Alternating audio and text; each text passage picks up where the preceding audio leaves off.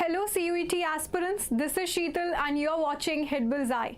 And today we've come yet with another video on CUET for your verbal section, for your language part of the exam. Today we will practice some reading comprehension passages and we will see a very important topic on which there are high chances of getting questions from, and the topic is main idea. So we will understand what main idea is. We will touch upon some other topics also, like the inference and the tone. So in today's live we are going to talk at length about main idea only, and we will take inference and tone in an upcoming live. So without any further delay, let's begin. So objectives of this lecture, or let's say the combination of these lectures will be, we will see what main idea is and how to track it. We will see what inference is and how to answer questions based on inference. We'll see what tone is and how to answer questions based on tone. So in this live, we are particularly going to talk about the main idea only, and then I'll take up inference and tone also. Yes, so main idea is the question can be asked in following ways. What is the main idea? The central idea, primary idea, central theme, major theme, primary concern. So all in all, main idea is the main subject, the main thing, the main concern of the passage, something that the whole passage is revolving around. So any data, any figures or examples given in the passage are just to add weightage to that main idea. So once the story and the examples are blurred, you will find your main idea of the passage.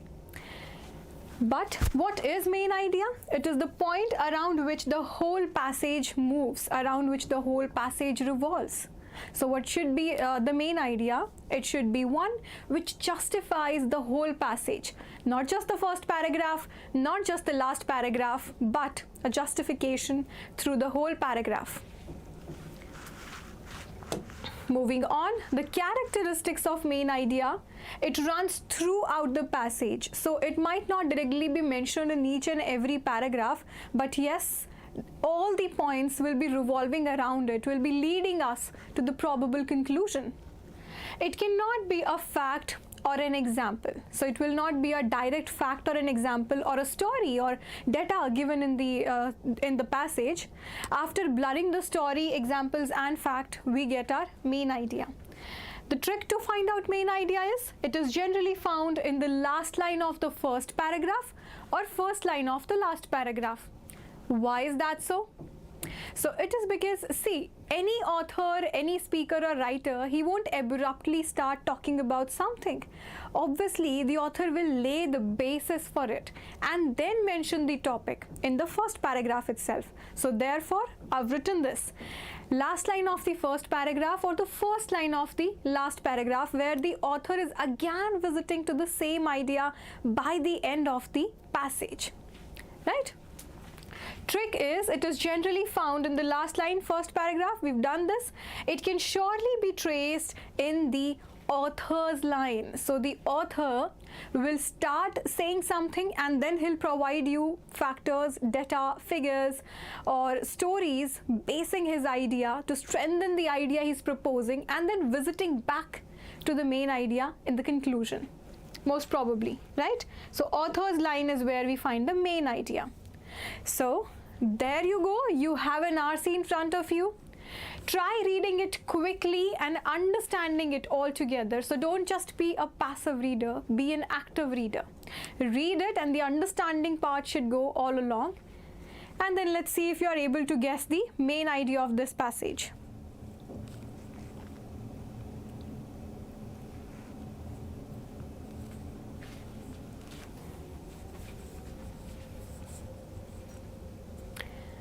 Okay, so let's read it together.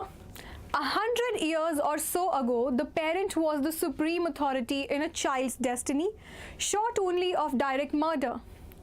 So we are introduced to the subject. The subject is parent-child relationship, how the parents treat their children, how the children are reared by their parents, brought up by the parents. parents were held responsible for their children's rearing to God alone. So there was no other authority than the parents. The parents were solely responsible for their children. Should they fail, individual good-hearted people might, if they thought proper, step in, give food or help, provided the parents consented. That is, but it was not admitted that the community as a whole was concerned in the matter. So if people wanted, the other people, they could step in to help the other parents who could otherwise not help their children. The benevolent neighbors or relatives could help only if the parents consented, only if the parents wanted. Parents and guardians, in the absence of the parents, were allowed to starve their children. See, look at the choice of words, look at the adjectives. This will help you to answer a question on main idea. Leave them naked, prey upon their children by making them work in factories or as chimney sweeps and the like. The law was silent, the state acquiesced.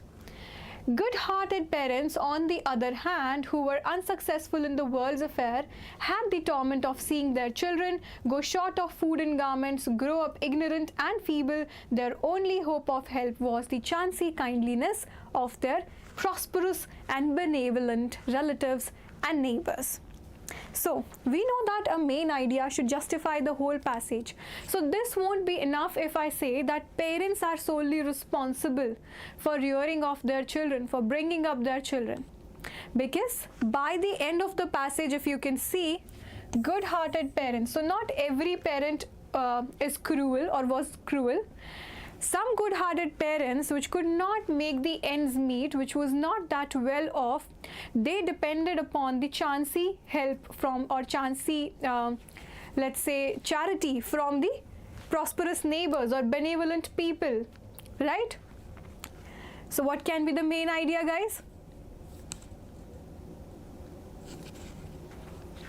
The main idea, looking at the RC, can be parents are solely responsible for bringing up their children. They can do or bring up their children, rear their children, whatever they will like. And the second, the last lines are saying that good-hearted parents, some good-hearted parents were helpless and were dependent upon the benevolent people to help bringing up their children. That's it. So that is how you find out a main idea. So main idea is not necessarily just one sentence. It can be a group of sentences, but it should justify the gist of whole paragraph. Right? So let's see this practice question. Let's quickly go through this RC and try to attempt some questions based on it. This will further clarify how much have we understood about RCs. Historians and scientists will try to recover critical pieces of the Titanic this week in an underwater expedition that might lead to a better understanding of the ocean liner's demise. Now, what can be the difficulties while doing an RC? What can be the barriers to speed reading, to understanding, to comprehending? It can be the first and foremost, vocabulary, lack of words, lack of jargon. If we do not understand the meaning of the words, how will we comprehend the passage? The second is regression, visiting back to some idea, some external information again and again and losing focus from the RC that we are reading. Being distracted can be one factor. The other barrier can be fixation, being fixed to some idea which maybe we read in the first paragraph and could not take it out of our mind because we have our own opinion about it. And the fourth one is vocalization, uttering sentences, vocally reading the passage. Why? Because we often lose focus. We have to listen to our own sound to maintain the focus, right? So all of these are barriers to reading. Avoiding these barriers, overcoming these barriers, let's now try to read the RC. The RC is about recovering the pieces of Titanic which sunk earlier, right? So this is a scenario. The writer or the author is saying that this week we are going to recover some pieces of Titanic. A team of about 100 people are gathered off the coast of Newfoundland, where the Titanic hit an iceberg and sank in 1912, resting 4 kilometers below on the ocean floor. They plan to bring on the surface a part of the ship's hull. So while reading, just focus on the key ideas and the keywords. So you don't have to memorize each and every fact and detail of the passage, but yes, keep in mind the keywords, the key ideas which you believe can make up a question. So what is the plan? What was the plan? Why was this expedition being held? Because they wanted to bring to the surface a part of ship's hull and analyze the underwater microorganisms that are steadily eating away at the once mighty vessel. I am very confident they will get up a big piece, So the writer, he's confident that they'll recover the big piece. David Livingstone, Chief Naval Architect of the Harland and Wolff Technical Services, said from Boston before boarding a ship bound for the Wick, "It's better coordinated than it was the last time in 1996, then last time," which means this expedition was held earlier also. A comparison to the last time and this time, they are hopeful this time, they are confident that they'll be able to recover the big piece. In the 1996, efforts to raise the piece, which measures 6.5 into 4 meters, failed when scientists raised it to the surface but could not hoist it onto a ship. Hoist is pulling something with the help of the pulley, raising something with the help of the pulley, sending it back to the bottom. So what happened the last time in the last expedition? Though they dragged it, they got the big piece on the surface, but they could not hoist it for longer, and it eventually went back to the seabed, to the bottom of the sea. Livingstone said this expedition, which runs from August 5 to August 8, will attempt to clarify what happened underwater when the ship sank and how certain marine processes were destroying. I think all the reputable or serious engineers, let's see what the line concludes. But what do we understand from this after reading this? There's been a lot of information about how much deep was that part, or at the sea level, at the bed of the sea, or what was the dimensions of that piece. We are given a lot of information, data, examples, a lot of figures you can see. So now when I ask you question on main idea, this external information, it should be blurred in front of your eyes, because these are just supporting the main idea, right? So this is all external information, extra information. Now accept what happened to the ship on the surface. So we know what happened to the ship on the surface, but these scientists, they want to know what happened to the ship underwater. What we are a little less sure about, because we haven't looked before, is what happened to the ship under the surface. Speculations includes theories that certain air pockets may have caused rooms to implode from water pressure after the sinking, and that weaker steel was as much to blame as human arrogance. So they know what were the reasons for it to sink.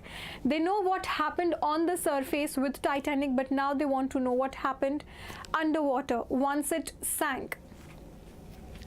The 1996 expedition brought back pictures of the ship's interior, but a tangle of pipes and cables prevented explorers from going very far, said Livingstone.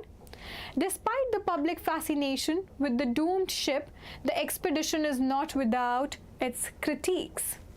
So this present expedition, people are critiquing this also. Certain group is critiquing this expedition also.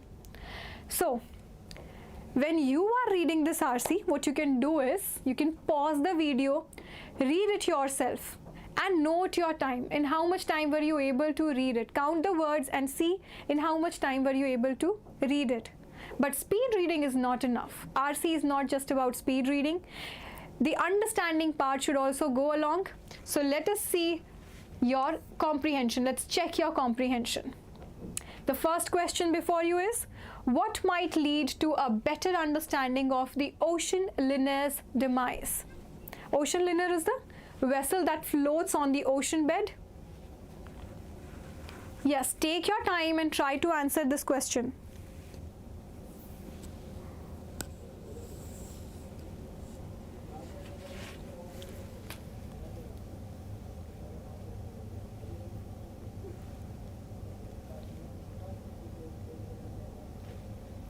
So this question is in accordance with the author, the writer. What the writer feel will help us to know the ocean liner's demise. Detailed analysis of the pipes and cables in the interior of the ship, would that be enough? Because it sank because of an iceberg. So knowing about pipes and cable is not enough and absurd also. So this option can be negated. If this is negated, all of the above is also negated. We are left with two options, second and third.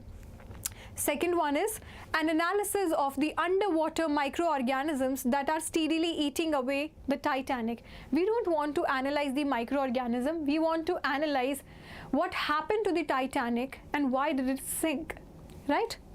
So this is again negated.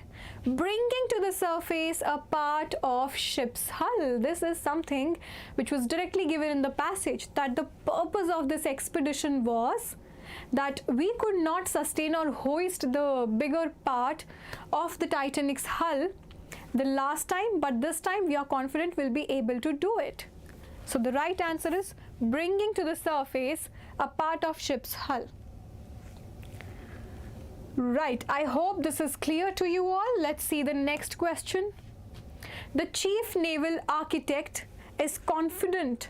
Now this type of question is known as factual questions or direct question, because we were given a direct line in the passage about what the chief naval was confident about. He was confident about whether the investigation of Titanic's demise will be a success. The analysis will be successful in identifying the underwater microorganisms. So he doesn't want to know about the underwater organism or how are these organisms steadily eating or affecting the Titanic. They will get up the big piece. The expedition is better coordinated than it was the last time. Yes, guys, what should be the right answer to this? Let's quickly go back to the passage and trace the line from the passage.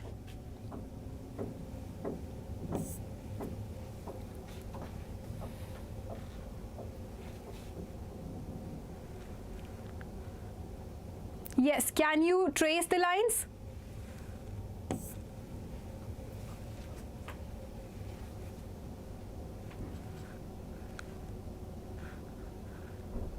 The plan is to bring here you can see, I am very confident they will get up the big piece. See, this is a factual question. You have direct evidence in the RC. So what should be the answer now? The chief naval architect is confident that they will get up the big piece. So don't think too much about these questions. This is a factual question. So the answer is third.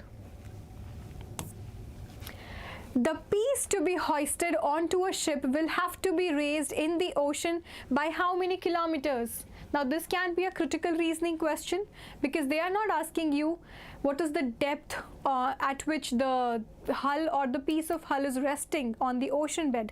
Rather, they are asking you how much does the piece need to be raised or hoisted. Yes, so this type of question, they check how clearly or how carefully did you read the RC. So if you remember, it was 4 kilometers. The answer is 4 kilometers. 4 miles, about 6.5 into 4 meters. First of all, this is area. This is the dimension of that piece. It is not the distance to which it has to be hoisted. So unknown height is again negated because it was clearly given 4 kilometers. With this, let's move on to the last question for today.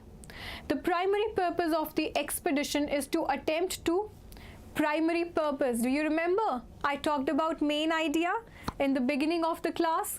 Main idea, primary concern, primary subject, major concern, or primary purpose. All these are the examiner just used the different language, but he or she is asking you for the main idea. Tell me, what is the main idea of this RC? Recover critical piece of the Titanic, clarify what happened underwater when the ship sank, analyze the underwater microorganisms that are destroying the vessel, or all of the above. Again, we are not here, the passage didn't talk about understanding the microorganisms, the underwater microorganism. This one is negated. If this is negated, this also is negated. So what was the main purpose of the expedition? So if you can recall from the passage, it was clearly given that we know what happened on the surface. We want to know what happened underwater with the ship. So this makes second the appropriate or the right answer.